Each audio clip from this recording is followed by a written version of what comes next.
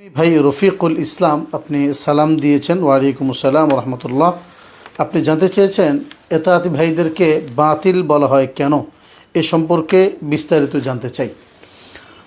এটা একটা চলমান ইস্যু বলা যায়। 5ই নভেম্বর 3ই নভেম্বর ঢাকাতে প্রোগ্রাম হওয়ার পরেই ইস্যুটা আবার সামনে চলে এসেছে। আসলে এটা নতুন ইস্যু নয়, প্রায় গত 12-13 বছরের পুরনো ইস্যু, কিন্তু এটা সমাধানের নানান চেষ্টা করা হয়েছে। এটা নিয়ে নানান ঘটনা গিয়েছে, আন্তর্জাতিকভাবে, জাতীয়ভাবে, রাষ্ট্রীয়ভাবে নানান ধরনের ঘটনার প্রবাহ চলমান ছিল। মাঝখানে একটা অবস্থায় এসে দীর্ঘদিন যাবৎ স্থির ছিল, অর্থাৎ আলোচনাটা সামনেও বাড়ছিল না, সমাধানও হচ্ছিল না। কিন্তু গত 3ই নভেম্বর বিষয়টা আবার সামনে চলে এসেছে বিধায় আপনার এই প্রশ্নটা তৈরি হয়েছে, আমরা বুঝতে পারছি। তো যেহেতু একটা প্রশ্ন সামনে আসলে যারা জানে তাদের দায়িত্ব হলো, যারা জানে না তাদেরকে জানিয়ে দেওয়া, যেটা রাসূলুল্লাহ সাল্লাল্লাহু আলাইহি সাল্লাম বিদায় হজের ভাষণে বলেছিলেন, ফালইউবাল্লিগিশ শাহিদুল গায়ব, যে জানে সে যেন যে জানে না তাকে জানিয়ে দেয়। সেই হিসেবে আপনার প্রশ্ন করাটা যথাযথ, এবং আমরাও আমাদের জানার জায়গা থেকে, দায়িত্বের জায়গা থেকে যতটুকু সম্ভব আপনার এই প্রশ্নের জিজ্ঞাসার নিবারণের চেষ্টা করছি ইনশাআল্লাহ। এতাতি ভাইদেরকে বাতিল বলা হয়, এটা সর্বসম্মতিক্রমে পুরো আন্তর্জাতিকভাবে সমস্ত বিশ্বের সমস্ত ওলামায়ে কেরাম এ ব্যাপারে একমত। এখন কিছু মানুষ তাদের আছে, যেমন ধরুন পৃথিবীতে যত ওলামায়ে কেরাম আছে, লক্ষ লক্ষ ওলামায়ে কেরাম আছে, আমরা যদি পুরো ওলামায়ে কেরামকে 100%-এ ভাগ করি, তাহলে 99% ওলামায়ে কেরাম এই একই সিদ্ধান্ত দিয়েছেন। সামান্য কিছু মানুষ যারা এই সিদ্ধান্তের সাথে একমত নন, আর যারা এই সিদ্ধান্তের সাথে একমত নন তারা আসলে মূল গোড়া থেকে কিছু সুবিধাভোগী, ফলে তারা এই মতের সাথে একমত হচ্ছেন না। কিন্তু যারা পরকালকে ভয় করেন, আল্লাহ এবং আল্লাহর রসুলকে চিন্তা করেন, এবং কিতমানে ইলমকে যারা ভয় করেন, অর্থাৎ ইলমকে গোপন করা বিষয়ক যারা ভয় করেন, তারা সবাই একমত যে এতাআতি যাদেরকে বলা হয় তারা বাতিল, তারা সঠিক নয়, তারা হকের উপরে নেই। বিষয়টা হলো এতাআত এটা তো ইসলামের একটা গুরুত্বপূর্ণ অংশ। কোরআনে কারীমের মধ্যে আল্লাহ রাব্বুল আলামিন বলেছেন, ইয়া আইয়ুহাল্লাযীনা আমানু আতিউল্লাহ ওয়া আতিউর রাসূল ওয়া উলিল আমরি মিনকুম। আল্লাহ এবং তার রাসূল এই দুইটা শখস, এই দুইটা সত্তাকে নির্দিষ্ট করে বলে দিয়েছেন তাদের আনুগত্য করো। আর উলিল আমরি মিনকুম বলেছেন, অর্থাৎ প্লুরাল, জমা ব্যবহার করেছেন। এখানে কোনো একজনকে আনুগত্য করার কথা আল্লাহ রাব্বুল আলামিন বলেননি, বরং যারা আহলুল হাল্লি ওয়াল আকদির অন্তর্ভুক্ত, অর্থাৎ যাদের ইলম, আমল, তাকওয়া, তাহারাত ইত্যাদি সব কিছু যথাযথ রয়েছে, কোরআন হাদিসের ইলম রয়েছে, কোরআন হাদিসের উপর আমল রয়েছে, আল্লাহর ভয় যাদের মধ্যে আছে, যাদের পুরো জিন্দিগির মধ্যে হালাল হারাম ইত্যাদির তাহারাত রয়েছে, সব কিছু যাদের মধ্যে আছে, এই ধরনের যত মানুষ আছেন, যত ওলামায়ে কেরাম আছেন, যত বুজুর্গানে দিন আছেন, তাদের অনুসরণ করতে বলা হয়েছে। সেই হিসাবে এতাআত এটা ইসলামের একটা গুরুত্বপূর্ণ শব্দ এবং অনেক গুরুত্বপূর্ণ একটা টার্ম। কিন্তু দুঃখজনকভাবে কিছু ভাই তারা একজন ব্যক্তির অনুসরণ করছেন, অথচ একজন ব্যক্তির অনুসরণ পুরা ওলামায়ে কেরামের একটা জামাতের বিরুদ্ধে গিয়ে এটা কোনোভাবেই ইসলামের মধ্যে বৈধ নয়। যেমনটা আমরা দেখি, আবু যর গফারি রাদিয়াল্লাহু তাআলা আনহু, তিনি সাহাবায়ে কেরামের জামানায় একটা মাসআলা বলেছেন, আর বাকি সমস্ত সাহাবায়ে কেরাম আর একটা মাসআলা বলেছেন। সেটা হলো সারাদিন আয় উপার্জন এবং খরচের পরে যে উদ্ধৃতি থেকে যায়, কথার কথা আপনার আজকে সারাদিনে 10 টাকা ইনকাম হয়েছে, 8 টাকা খরচ হয়েছে, 2 টাকা রয়ে গিয়েছে, এই 2 টাকার সমাধান কি হবে? আবু যর গফারি রাদিয়াল্লাহু তাআলা আনহুর সিদ্ধান্ত ছিল এই 2 টাকা বা উদ্ধৃত এই টাকাটা সম্পূর্ণ হারাম, এই টাকাটা সে আর নিজের কাছে রাখতে পারবে না, এই টাকাটা বিলিয়ে দিতে হবে, বিলিয়ে দেওয়ার ন্যূনতম কোনো ব্যবস্থা না পেলে বাইতুল মালে জমা দিয়ে দিতে হবে। অর্থাৎ আজকে সারাদিনের উপার্জন এবং খরচ সমান সমান হয়ে যেতে হবে, জমা থাকতে পারবে না। এটা ছিল আবু যর গফারি রাদিয়াল্লাহু তাআলা আনহুর ফয়সালা। অপরদিকে বাকি সমস্ত সাহাবায়ে কেরাম, ওমর রাদিয়াল্লাহু তাআলা আনহু থেকে শুরু করে সকল সাহাবায়ে কেরাম ছিলেন যে না, এটা অনুত্তম হতে পারে, তবে নাজায়েজ বা হারাম হতে পারে না। তো এই যে একজন ব্যক্তি তার একার ফয়সালার উপর সমস্ত আহলে হক ওলামায়ে কেরামের বিরুদ্ধে গিয়ে এটাকে গ্রহণ করা হয়নি। ওমর ফারুক রাদিয়াল্লাহু তাআলা আনহু আবু যর গিফারী রাদিয়াল্লাহু তাআলা আনহুকে পাহাড়ের পাঠিয়ে দিয়েছিলেন, পাহাড়ে তাকে একা বসবাসের জন্য ব্যবস্থা করে দিয়েছেন, জনসমাবেশের মধ্যে তাকে আর থাকার ইজাজত তিনি দেননি। তো এইটা হলো ইসলামের একটা ঐতিহাসিক ব্যাপার, যে কোনো একজন ব্যক্তির অনুসরণ পুরা জামাত ওলামায়ে কেরামের বিপক্ষে এটা ইসলামে বৈধ নয়। এটা হলো একটা মৌলিক কথা বললাম। এবার আসুন যে তাদেরকে কেন বাতিল বলা হয়। বাতিল বলার পিছনে অনেকগুলো কারণ রয়েছে, একটা আর দুইটা নয়, অসংখ্য কারণ রয়েছে যে কারণে তাদেরকে বাতিল বলা হচ্ছে। প্রথমত তারা যার অনুসরণ করছেন বলছেন, অর্থাৎ দিল্লির নিজামুদ্দিনের মাওলানা সাদ কান্দলভি হাদাহুল্লাহ, তার অনুসরণ তারা করছেন, এটা তারা দাবি করেন। সেই হিসাবে তারা বলছেন আমরা এতাআতি, অর্থাৎ তার অনুসরণ আমরা করি। আমি প্রথমেই বলেছি সমস্ত ওলামায়ে কেরামের বিপক্ষে একজন ব্যক্তির অনুসরণ এটা ইসলামে বৈধ নয়। সেই জায়গা থেকে আমরা একটা কথা পরিষ্কার করলাম। এবার আসুন যে সেই সাদ কান্দলভি যার অনুসরণ তারা করছেন তার অবস্থা কী বা কেন তাদেরকে বাতিল বলা হয়। সাদ কান্দলভি সাহেব তিনি যে কোনোভাবেই হোক, যেহেতু রাসূলুল্লাহ সাল্লাল্লাহু আলাইহি ওয়াসাল্লামের হাদিস যে মৃত্যুর আগ মুহূর্ত পর্যন্ত কোনো মানুষ ফিতনা থেকে মুক্ত নন, প্রতিটা মানুষ কোনো না কোনোভাবে ফিতনায় জড়িয়ে যাওয়ার আশঙ্কা রয়েছে। যখন একজন মানুষ মৃত্যুবরণ করবেন তখন তার মৃত্যু যদি হকের উপরে হয়ে থাকে তাহলে তিনি মৃত্যু যেহেতু হকের উপর হয়েছে, অতএব তাকে হক ব্যক্তি হিসাবে সাব্যস্ত করা হবে, সারা জীবন তার যেমনই থাকুক না কেন।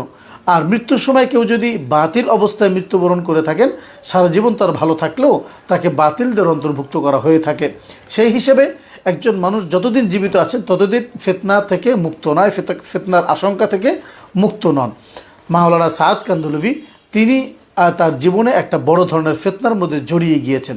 এই ফিতনার মধ্যে জড়ানোর কারণও সহি, কারণ হলো তিনি ওলামায়ে কেরামের চূড়ান্ত বক্তব্য হলো যে যিনি যে বিষয়ে যে সাবজেক্টে পারদর্শী সে সেই সাবজেক্টের মধ্যেই কথা বলবে, সাবজেক্টের বাইরে যাওয়াটা তার জন্য বিপজ্জনক। মাওলানা সাদ কান্দলভি এই কাজটাই তিনি করেছেন। তিনি দাওয়াত ও তাবলীগের লোক, তিনি দাওয়াতের মেজাজের মানুষ, তিনি দাওয়াতের কাজ করবেন, এটাই তার জন্য স্বাভাবিক ছিল। কিন্তু তিনি তা না করে তিনি মাসাইলের দিকে জড়িয়েছেন, তিনি তাফসিরের দিকে জড়িয়েছেন। অথচ তিনি মাসাইল বিষয়ক এই সাবজেক্টের উপর তিনি পড়াশোনা করেননি, তাফসিরের উপরে তিনি আলাদা করে পড়াশোনা করেননি, শুধু গতানুগতিক মাওলানা হয়েছেন আর তাবলীগের উপরে তিনি মেহনত করেছেন। যেহেতু তিনি তাফসির উপর পড়াশোনা করেননি, অতএব তাফসির বিষয়ক কথা বলা তার জন্য বৈধ ছিল না। এবং মাসাইলের উপরে যেহেতু তিনি পড়াশোনা করেননি, অতএব মাসাইল নিয়ে কথা বলাও তার জন্য বৈধ ছিল না। তিনি বলতে পারতেন নির্দিষ্ট কোনো আলেমের উদ্ধৃতি দিয়ে অমুক এই কথা বলেছেন, আমি সেটা বর্ণনা করলাম। যদি তিনি ভুল বলে থাকেন তাহলে এটা ভুল, আর তিনি যদি সঠিক বলে থাকেন তাহলে এটা সঠিক। অর্থাৎ নিজের উপরে দায় না নিয়ে কোনো এই সাবজেক্টের পারদর্শী কোনো ব্যক্তির উপরে যদি নির্ভর করে কথা বলতেন তাহলে ভুল হলেও সমস্যা হতো না। কিন্তু তিনি তা না করে তর্জমা বা ফয়সালা নিজের উপর নিয়ে নিয়েছেন। এমন কয়েকটি গুরুত্বপূর্ণ কথা রয়েছে যে সমস্ত কথার কারণে ওলামায়ে কেরাম মাওলানা সাদ কান্দলভি সাহেবকে বাতিল ব্যক্তি হিসাবে ঘোষণা দিয়েছেন। সেই কথাগুলোর মধ্যে অন্যতম একটি কথা হলো তিনি বলে দিয়েছেন যে কোরআনে কারীম না বুঝে পড়লে কোনো সওয়াব হবে না, বলেন নাউযুবিল্লাহি মিন যালিক। অথচ রাসূলুল্লাহ সাল্লাল্লাহু আলাইহি ওয়াসাল্লাম বলেছেন মান ক্বারাআ হারফান ফালাহু হাসানাতুন ওয়া বিল হাসানাতি আশরু আমসালিহা লা আকুলু আলিফ লাম মিম বাল আলিফ হারফুন লামুন হারফুন ওয়া মিমুন হারফুন। রাসূলুল্লাহ সাল্লাল্লাহু আলাইহি ওয়াসাল্লাম বলেছেন যে কেউ যদি কোরআনের একটা অক্ষর পড়ে তাহলে সে 10টা একটা ভালো কাজ করলো, আর একটা ভালো কাজকে 10 গুণে বৃদ্ধি করা হবে। অর্থাৎ একটা অক্ষর তেলাওয়াত করলে 10টা নেকি বা 10টা সওয়াব তার আমলনামায় লিখে দেওয়া হবে। এরপর রাসূল সাল্লাল্লাহু আলাইহি ওয়াসাল্লাম এটাও বলেছেন আমি বলছি না আলিফ লাম মিম একটা অক্ষর, বরং আলিফ একটা অক্ষর, লাম একটা অক্ষর, মিম একটা অক্ষর। অর্থাৎ এই আলিফ লাম মিম যদি কেউ পড়ে তাহলে তিনি 30টা নেকি আদায় করলেন, 30টা নেকির কাজ তিনি করলেন।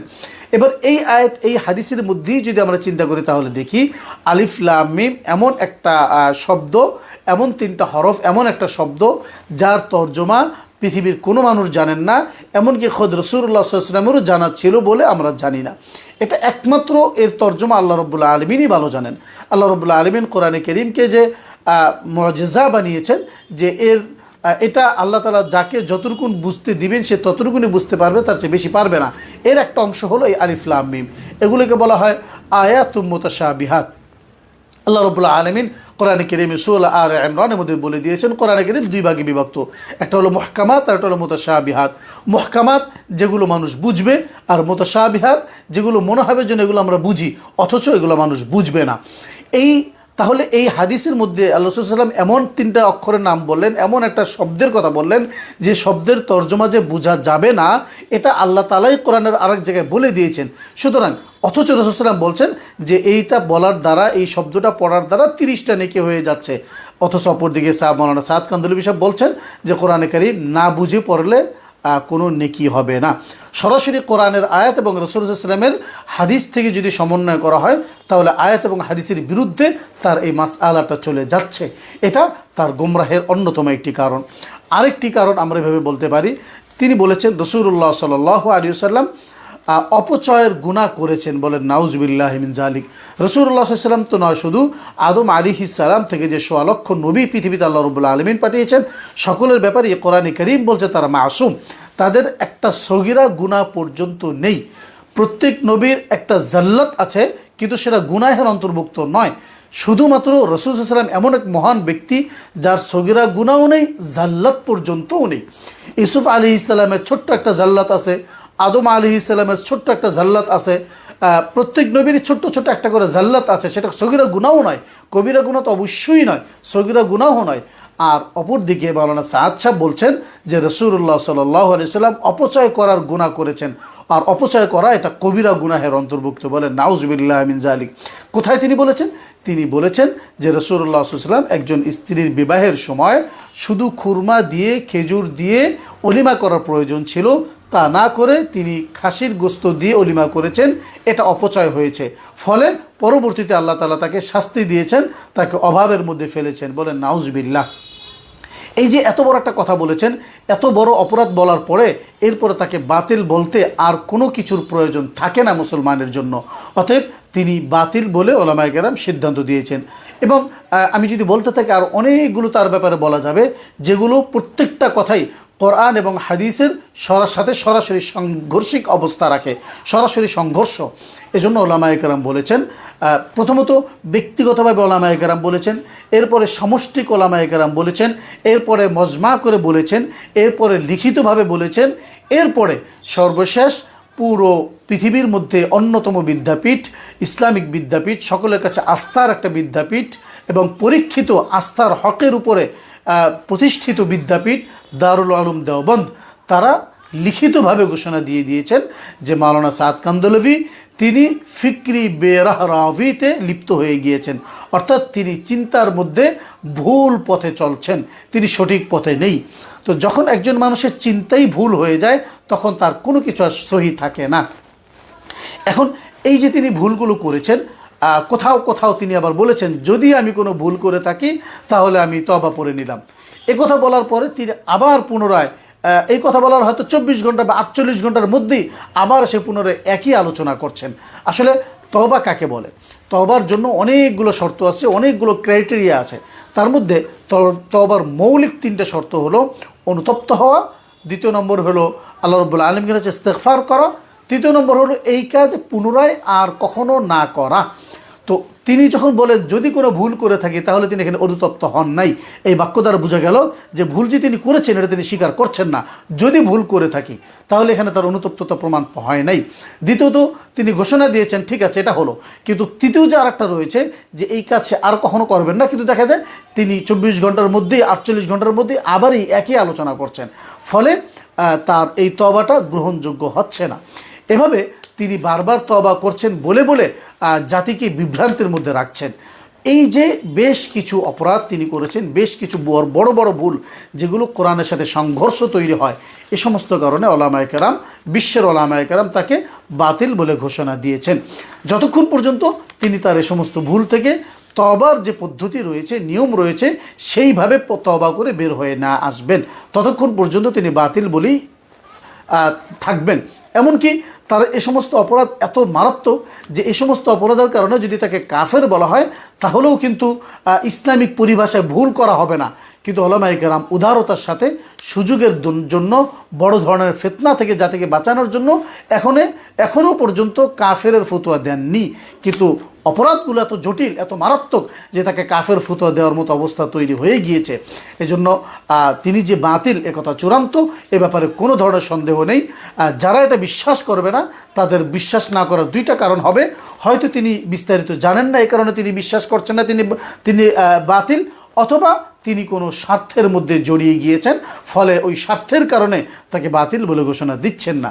মৌলিক কথা, যারা সত্যের সন্ধানী, যারা সত্য মানতে চায়, সত্য বুঝতে চায়, তাদের বক্তব্য হলো মাওলানা সাদ কান্দহলভি তিনি বাতিল, তার অনুসরণ যারা করছে তারা বাতিলের অনুসরণ করছে, ফলে এই বাতিলের অনুসরণের কারণে তাদেরকে মূলত বাতিল বলা হচ্ছে। আর যারা এই বাতিলের অনুসরণ করছেন তারা নিজেদেরকে এতাআতি বলছেন, এজন্য এতাআতি বাতিল, এটাই সমস্ত উলামায়ে কেরামের একমত। আমি মাত্র দুইটা কারণ বললাম, এমন প্রায় 48টার উপরে কারণ রয়েছে যে সমস্ত কারণে তাকে বাতিল বলা হচ্ছে। এখন কেউ কেউ বলবে উনি যে কথা বলেছেন তার প্রমাণ কি? তার অডিও আমাদের কাছে মজুদ রয়েছে, সংরক্ষিত আছে। শুধু তার লেখা না, লিখিত তো আমাদের কাছে মজুদ আছেই, এমনকি তার অডিও পর্যন্ত আমাদের কাছে সংরক্ষিত রয়েছে। কেউ যদি চ্যালেঞ্জ করতে চায় তাহলে চ্যালেঞ্জের যথাযথ প্রক্রিয়া অবলম্বন করে যদি কেউ চ্যালেঞ্জ করতে চায় আমরা প্রস্তুত রয়েছি। আমরা সাদ কান্দহলভির এই ভুলগুলোকে জাতির সম্মুখে বারংবার প্রচার করেছি, বারংবার প্রকাশ করেছি, যেন জাতি এই বিভ্রান্ত থেকে বাঁচতে পারে। এরপরও স্বার্থান্বেষী একটা মহল, তারা নিজেদের স্বার্থের কারণে এই কথাগুলোকে বিশ্বাস করছে না, কোরআন হাদিসের এই সমস্যাগুলোকে মেনে নিতে চাচ্ছে না। আল্লাহ রাব্বুল আলামিন পুরা উম্মতকে, পুরা জাতিকে এই ফিতনা থেকে, এই বুতলান থেকে হেফাজত করে।